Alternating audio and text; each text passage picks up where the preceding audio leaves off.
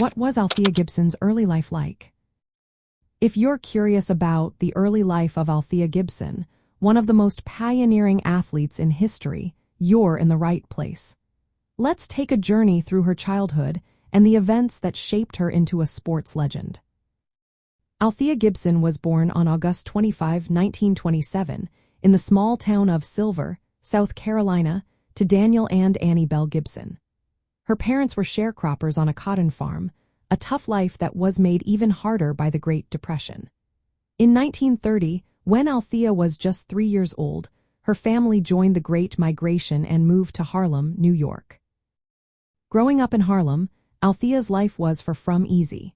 Her family lived in a small apartment, and she had to navigate the challenges of urban life. However, it was in Harlem that she discovered her passion for sports. The Police Athletic League had designated a section of 143rd Street as a play area, where neighborhood children could play organized sports during the day. This is where Althea first picked up a paddle tennis racket and quickly became proficient. By the age of 12, in 1939, Althea had already won the New York City Women's Paddle Tennis Championship.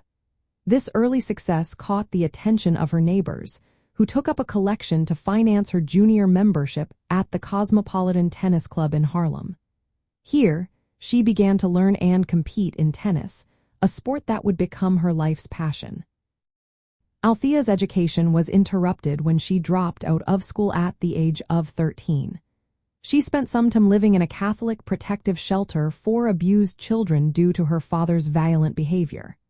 Despite these challenges, she continued to develop her athletic skills, engaging in street fighting, girls' basketball, and other playground sports.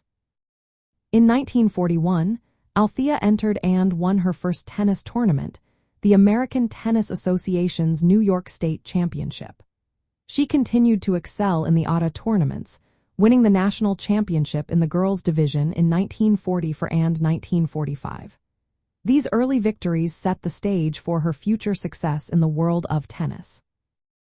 Althea's life took a significant turn when she was taken in by 2 doctors, including Robert Walter Johnson, who supported and coached her.